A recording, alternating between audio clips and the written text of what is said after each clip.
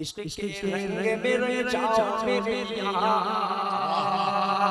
इश्क के रंग में रंग जाओ तो खुलते हैं गुलामों पे पोसदार के रहते हैं वो तौसीफ सवार में घर घर बार सुने आरज़ू ये है कि हो कल्ब मुअत्तर मुताहर मुनव्वर मुसफ़्फ़ा। मैं गुजारिश करता हूँ इस मदरसे के सरपरस्त, हम सब के बड़े रहबर और रहनुमा मेरे मोहसिन व करम फरमा हज़रत क़ारी साहब के बड़े, हज़रत क़ारी साहब की हर दम रहनुमाई करने वाले, दामे दिरमे सुखने क़ारी साहब का ताआवुन करने वाले हज़रत मौलाना दिलावर हुसैन साहब नदवी खैराबादी, दिलावर हुसैन साहब नदवी दामद बरकातुहुल आलिया हमारे दरमियान तशरीफ फरमा है।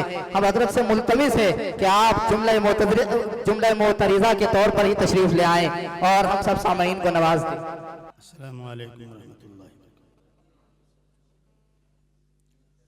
अल्हम्दुलिल्लाहि नहमदुहु व नस्तईनुहु व नस्तगफिरुहु व नु'मिनु बिही व नतवक्कलु अलैहि व नऊज़ु बिल्लाहि मिन शुरूरि अनफुसिना व मिन सय्यिआति अअमालिना मन यहदिहिल्लाहु फला मुदिल्ल लहु व मन युद्लिलहु फला हादिय लहु व नशहदु अन ला इलाहा इल्लल्लाह व नशहदु अन्न मुहम्मदन अब्दुहु व रसूलुहु अम्मा बाद। क़ाल अल्लाहु तबारक व तआला औज़ु बिल्लाहि मिनश शैतानिर रजीम बिस्मिल्लाहिर रहमानिर रहीम वला तन्किहुल मुशरिकाति हत्ता यु'मिन वला अमतुम मुअमिनतुन खैरुम मिन मुशरिकह वलौ आजबतकुम वला तुनकिहुल मुशरिकीन हत्ता यु'मिनू वला अब्दुम मुअमिनुन खैरुम मिन मुशरिकिन वलौ आजबकुम उलाइका यदऊन इलन नार वल्लाहु यदऊ इलल जन्नति वल मग़फ़िरति बिइज़्निहि व युबय्यिनु आयातिहि लिन्नासि लअल्लहुम यतज़क्करून। आयत नंबर 221 सूरह बकरा। एक आयत मैंने पढ़ी है।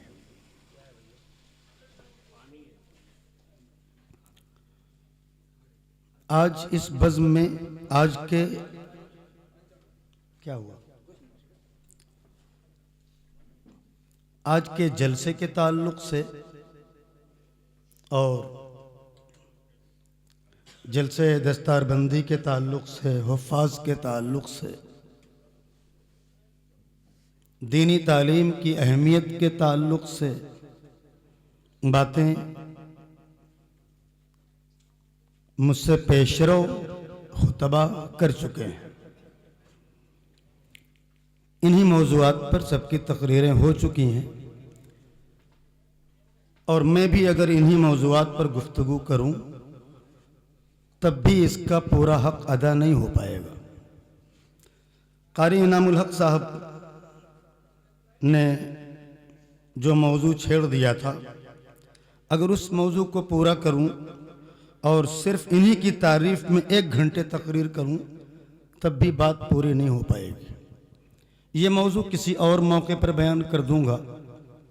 चूँकि मैं आपके महल्ले से एक मुद्दत से ताल्लुक़ रखता हूँ, लिहाजा आज एक दूसरी बात जो आज के उन्वान से बिल्कुल हट कर है और आज मुसलमानों का सुलगता हुआ दहकता हुआ मौजू है, उस पर चंद मिनट आपसे तवज्जो मबज़ूल कराना चाहता हूँ। पीछे आवाज़ें आ रही हैं, ज़रा खामोश हो जाएं लोग तो बात हो सके। मैं मुकर्रिर नहीं हूँ, असल में ना मैं उस्ताद हूँ और तालिब इल्मों को पढ़ाता हूँ। जब तक तलबा खामोश नहीं होते तब तक मैं पढ़ा नहीं पाता हूँ। और मुकर्रिर तो वो होता है ना कि बैंड बाजा बजता रहे और वो पूरी बात अपनी कर ले। लिहाजा मैं मुकर्रिर नहीं हूँ, आपको माहौल देना पड़ेगा तब मैं बात पूरी कर पाऊंगा। इस आयत में अल्लाह तबारक तआला ने जो बात फरमाई है वो इस वक्त का सुलगता हुआ मौजू है। मैं जल्दी से बता दूं वो मौजू क्या है। मुस्लिम लड़कियां और मुस्लिम लड़के गैर मुस्लिमों से जो शादी कर रहे हैं, ये है मौजू आज का मेरे गुफ्तगू का। कितना अहम मौजू है आप खुद समझ सकते हैं। अल्लाह ताला की हिदायत इस सिलसिले में क्या है वो सुन लीजिए। अल्लाह ताला फरमाते हैं वला तनकिहुल मुशरिकात, मुशरिक ख़वातीन से निकाह मत करना, हत्ता युमिन, जब तक वो मोमिन न हो जाएं। वला अमतुम मुमिनतुन खैरुम मिन मुशरिका, एक बांदी भी अगर मोमिन है तो वो आज़ाद मुशरिक खातून से बदरजा बेहतर है। वलौ आजबतकुम, चाहे वो तुम्हें गैर मुस्लिम औरत कितनी भी अच्छी लगे। इसी तरह वला तुनकिहुल मुशरिकीन, अपनी बेटियों का निकाह मुशरिक मर्दों से मत करना, हत्ता युमिनू, जब तक वो मोमिन न हो जाएं। वला अब्दुम मुमिनुन, एक गुलाम मोमिन, खैरुम मिन मुशरिक, आजाद मुशरिक से बदरजा बेहतर है। वलौ आजबकुम, चाहे वो गैर मुस्लिम मुशरिक तुम्हें कितना भी अच्छा लगे। क्यों अच्छे हैं? उलाइका यदऊना इलन नार, क्योंकि ये तुम्हें जहन्नम की तरफ दावत देंगे। ये सब तुम्हें जहन्नम की तरफ दावत देंगे। वल्लाहु यदऊ इलल जन्नति वल मगफिरति बिइज़्नि, और अल्लाह अपने हुक्मों के जरिए तुमको जन्नत की तरफ और मगफिरत की तरफ दावत देता है। वयुबय्यिनु आयातिहि लिन्नास, और अपनी आयात को लोगों के सामने वो खोल खोल कर बयान करता है। लअल्लहुम यतज़क्करून, ताकि लोग होशियार हो जाएं। ये है तर्जुमा आयत का। अल्लाह तबारक तआला ने फरमाया एक बांदी अगर मोमिना है तो वो आजाद से मुशरिक से बदरजा बेहतर है। बांदी किसे कहते हैं? इस वक्त बांदी का तो तस्वुर ही नहीं है। दुनिया में कोई गुलाम और बांदी नहीं है। गुलाम और बांदी का मतलब होता जर खरीद इंसान, जिसे खरीद लिया गया हो वो कमाए भी तो अपने मालिक को दे, सिर्फ पूरी जिंदगी उसकी गुलामी में गुजरे, उसकी औलाद भी गुलाम रहे, कभी आजाद नहीं हो सकता जब तक आजाद न किया जाए। गोया कि जो अल्लाह ने मिसाल दी वो बिल्कुल घटिया दर्जे की मिसाल दी। अगर कोई मोमिना औरत है तो वो मुशरिका से लाख दर्जे बेहतर है, चाहे वो गरीब की बेटी हो, चाहे फकीर की बेटी हो, चाहे भीख मांगने वाले की बेटी हो, रिक्शा चलाने वाले की बेटी हो। मैं उस लफ्ज की तशरीह में ये सब लफ्ज कमजोर पड़ रहे हैं जो अल्लाह ने फरमाया। इसी तरह वल अब्दु मुमिनुन खैरुम मिन मुशरिक, गुलाम अगर मर्द है, चाहे फटीचर हो, रिक्शा चलाता हो, भीख मांगता हो, झोपड़ी वाला हो, कुछ भी हो, किसी दर्जे का हो, अल्लाह कहता है वो मुशरिक से बेहतर है। इसलिए कि वो तुम्हें जहन्नम की तरफ दावत देंगे। ये सिर्फ इस्लाम की बात नहीं है। इस्लाम नहीं सिर्फ अपने मानने वालों को कहता कि अपने दायरे में निकाह करो, शादी करो, हर मजहब यही कहता है। 3 मजाहिब हैं दुनिया में इस वक्त बड़े इस्लाम के अलावा। यहूदियत, यहूदियत तो नस्ली मजहब है। आप यहूदी धर्म इख्तियार करना चाहें तो यहूदी बन ही नहीं सकते। वो कहते हैं जो हमारी नस्ल में पैदा होगा वो यहूदी होगा, लिहाजा वहां तो गैर यहूदी से क्या, गैर इस्राएली से शादी मुमकिन ही नहीं है। यहूदी चूंकि कोई बन नहीं सकता, लिहाजा गैर यहूदी से निकाह का तस्वुर ही नहीं। ईसाई मजहब में वो खुद अपने मानने वालों को कहता है बेईमानों से शादी दुरुस्त ही नहीं। बेईमानों यानी गैर ईसाई, वो भी गैर ईसाइयों से शादी को दुरुस्त नहीं कहता। और हिंदू मजहब जिस मुल्क में हम रहते हैं वो भी एक बड़ा मजहब है इस मुल्क का।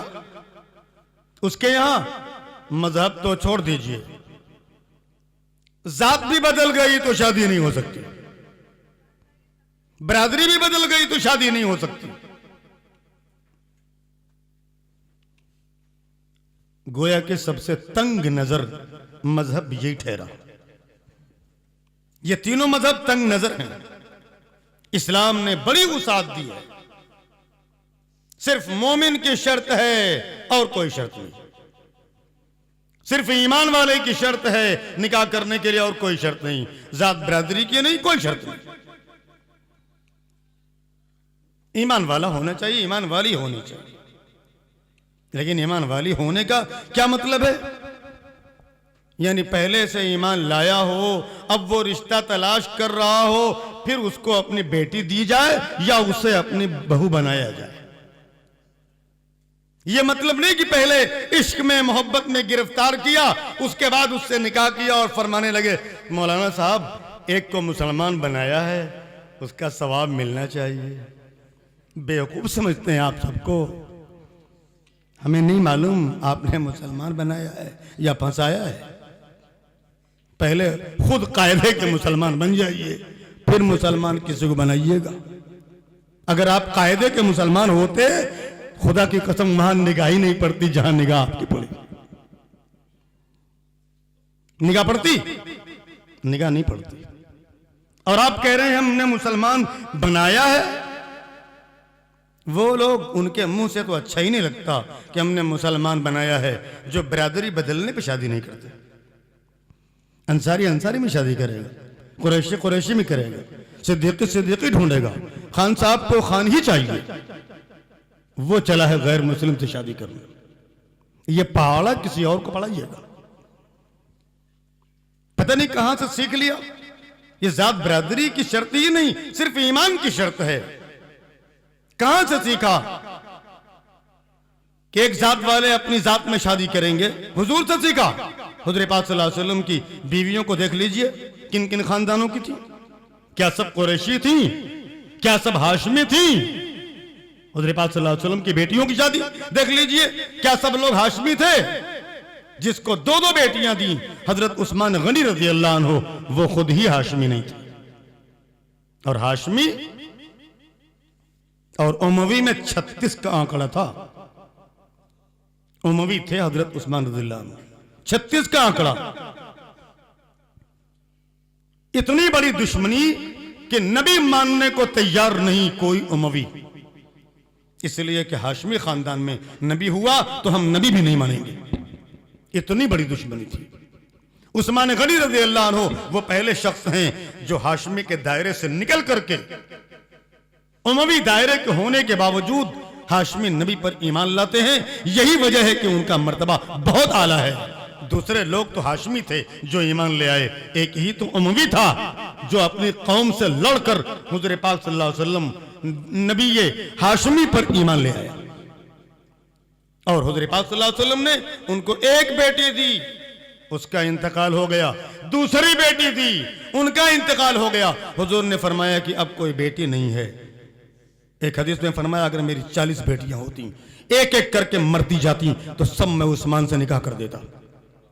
एक हदीस में इरशाद फरमाया मेरी 70 बेटियां होती तो मैं सबका निकाह उस्मान से कर देता, एक एक करके। एक में फरमाया मेरी 100 बेटियां होती, एक में फरमाया मेरी कितनी भी बेटियां होती, अगर एक एक मरती जाती, इंतकाल हो जाता, तो मैं सबका निकाह हजरत उस्मान से करता जाता। उस्मान इतने अच्छे लगते हैं और वो हुजूर की बिरादरी के नहीं थे। पता नहीं कहां से हमने सीख लिया, ये बिरादरीवाद कहां से आ गया। हम तो यही कहेंगे जिस मुल्क में रहते हैं उन्हीं के असरात हैं।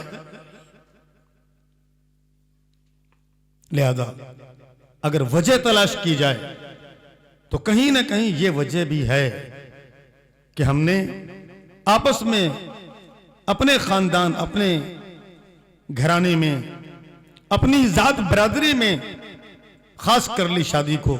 इस वजह से औलाद की शादी में ताखीर होती है और ताखीर होने के बाद जाहिर है भूखे को खाना चाहिए, भूखे को खाना चाहिए। और आप कहते हैं मुनासिब रिश्ता नहीं मिल रहा, मुनासिब रिश्ता नहीं मिल रहा है।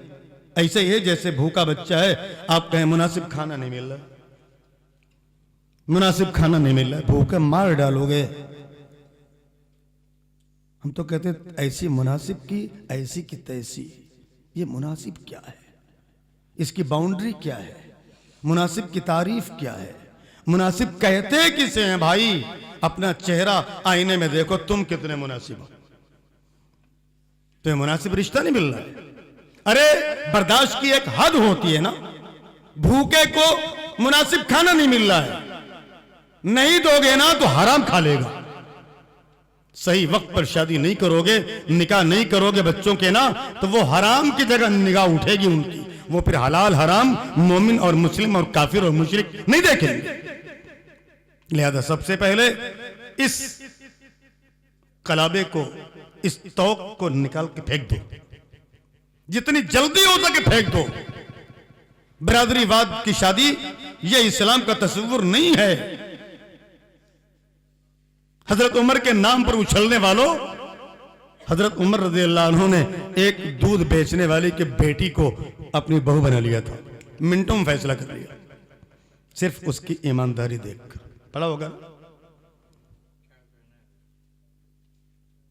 मां बेटी बातें कर रही थी, रात में गश्त कर रहे थे। हजरत उमर रज़ियल्लाहु अन्हु, दूध बेचने वाले का घर था। मां कह रही थी बेटी उठो पानी मिला दो दूध में। बेटी कह रही नहीं हजरत अमीरुल मोमिनीन का हुक्म है, मैं दूध में पानी नहीं मिलाऊंगी। मां कह रही हूं हजरत उमर कहीं देख रहे हैं क्या अमीरुल मोमिनीन, उठो तुम पानी मिला दो। बेटी कह रही हूं हजरत उमर नहीं देख रहे तो क्या हुआ, मेरा अल्लाह तो देख रहा है, मैं दूध में पानी नहीं मिलाऊंगी, चाहे आप कितना नाराज हो जाएं। हजरत उमर रज़ियल्लाहु अन्हु ने कहा इस घर को कोट करो, इस घर को याद रखना। दूसरे दिन बुलाया मां बेटी को, रात का किस्सा याद दिलाया, कहा तुम्हारी बेटी को मैं अपनी बहू बनाना चाहता हूं। अमीरुल मोमिनीन दूध बेचने वाला, उन्हीं के नाम लेवा है। अंसारी अंसारी ढूंढ रहे हैं, सिद्दीकी सिद्दीकी ढूंढ रहे हैं, फारूकी फारूकी ढूंढ रहे हैं। खाली नारेबाजी तक है उमर से मोहब्बत, उनके अमल से कोई मोहब्बत। मादरत चाहता हूं, मैं नरम बात कर नहीं पाता हूं, मेरे पास कैप्सूल सब कड़वे हैं, खोल करके खिला दूंगा तो मुंह के अंदर नहीं जाएगा। कैप्सूल इसीलिए बंद करके दिया जाता है। मुझे नहीं आता आपकी दाद और तहसीन लेना, मुझे दाद और तहसीन से मतलब नहीं है। मेरे जाने के बाद बुरा कहिएगा भला कहिएगा, जो चाहे कहिएगा। इस वक्त मेरे सामने माइक, मैं जो चाहूंगा कहूंगा।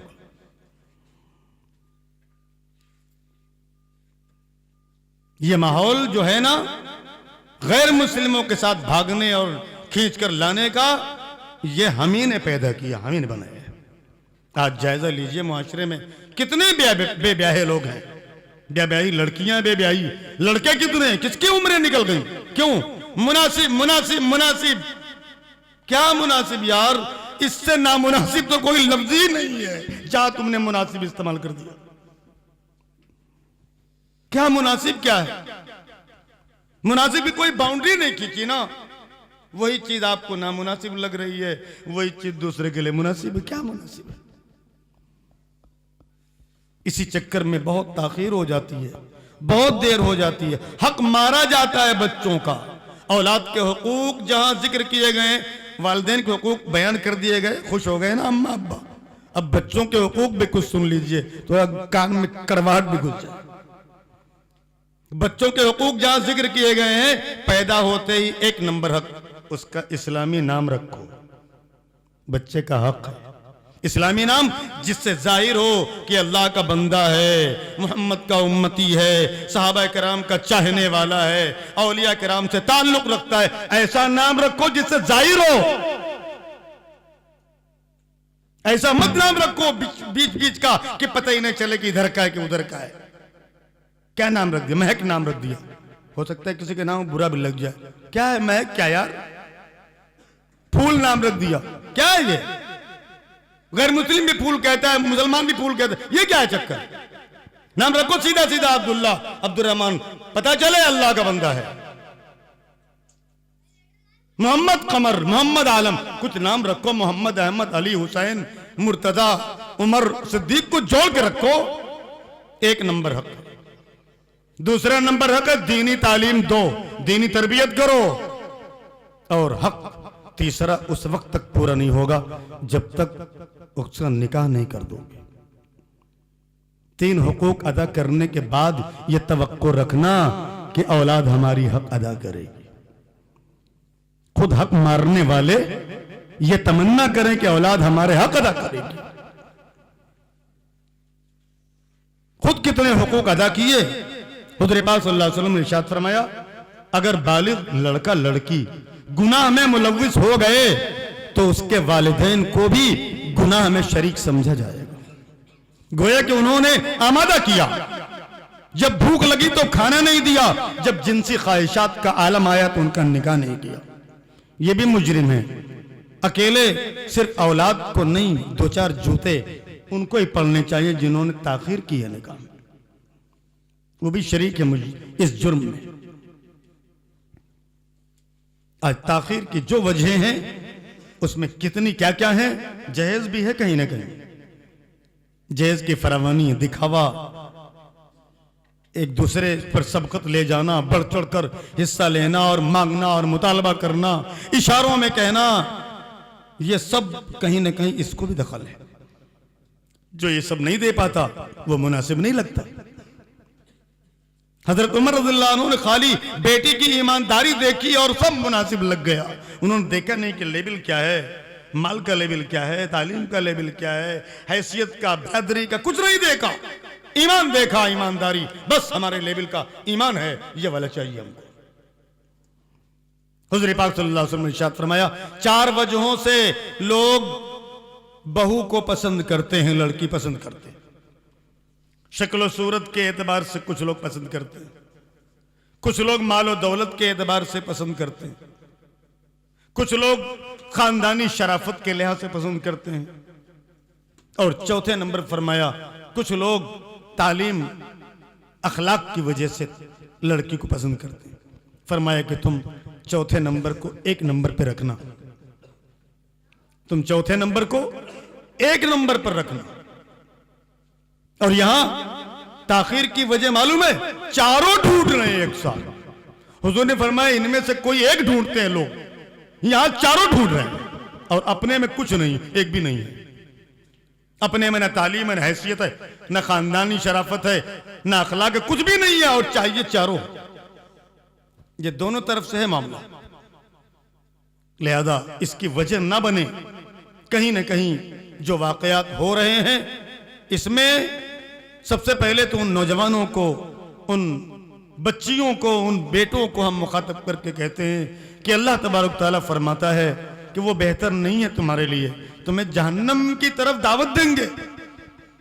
तुम्हारे घर में एक मुशरिका बीवी आ जाएगी तुम्हारी मोहब्बत में गिरफ्तार होकर, तो बाद में वो अपनी औलाद की तरबियत तुम्हारी मर्जी से नहीं करेगी, पूरे खानदान का नाश कर देगी। अभी एक इंटरव्यू शाया हुआ, एक साहिबा, उनका नाम आयशा रखा गया, किसी, आप जान जाएंगे, मैं इंटरव्यू बताऊंगा तो, किसी बड़े मुसलमान के साथ उनकी शादी हुई है। उनसे पूछा गया आप नमाज भी पढ़ती हैं, रोजा भी रखती हैं? कह लगे मैंने सैफ अली खान से शादी की है, उनके मजहब से शादी नहीं की है। मालूम हो गया ना कौन? मैंने सैफ अली खान से शादी की है, उनसे, उनके मजहब से नहीं शादी की है, तो क्या आप मुझसे रोजा भी रखवाएंगे? क्या मुझसे आप नमाज भी पढ़वाएंगे? तो भाई जब बीवी कुछ और होगी, मियाँ कुछ और होगा, तो नाम बीच वाला होगा, आयरन, पायरन, किट्टी, पिट्टी, ऐसा नाम होगा जो पता ही नहीं चले इधर है कि उधर है, क्या है। तो नाम तो ऐसे रखेगा ना, न वो मुसलमान का रखने देगा, न दूसरा हिंदू को रखने देगा, तो बीच बीच वाला रखा जाएगा। इसीलिए हुज़ूर पाक सल्लल्लाहु अलैहि वसल्लम ने फरमाया पहला हक है कि इस्लामी नाम रखो, झलक आना चाहिए। झलक नहीं आती, इसका मतलब अपने अंदर रोशनी कहीं ना कहीं गड़बड़ है, दोनों का तालमेल नहीं बैठ रहा। लिहाजा इस वक्त यह सुलगता हुआ मौजू है, बहुत जरूरी है कि इस पर तवज्जो दी जाए, अपने बच्चों की इस एतबार से तरबियत की जाए कि वो गैर मोमिन की तरफ देखे ही ना। आज कहते हैं कि साहब हमने एक को मोमिन बनाया, मोमिन बना दिया आपने, सब लोग खूब जानते हैं मोमिन कितना बनाया आपने। मोमिन के लिए कुर्बानी पेश करने वाली एक मिसाल है हिंदुस्तान की, वो मैं आपके सामने दे दूं। हजरत अली मियाँ रहमतुल्लाह अलैह, अबुल हसन अली नदवी, जिनका वाकया मौलाना बयान किया, ये नौजवान आलिम दीन थे।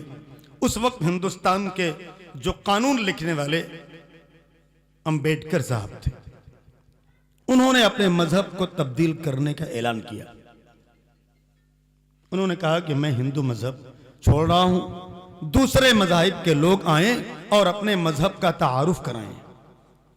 लिहाजा ईसाई, यहूदी, मुस्लिम, सिख, बौद्ध, सारे धर्म के लोग तारुफ कराने के लिए एक जगह पहुंचे। उस वक्त मौलाना अली मियां रहमतुल्लाह अलैह नौजवान आलिम दीन थे, इनको भेजा गया इस्लाम के तारुफ के लिए।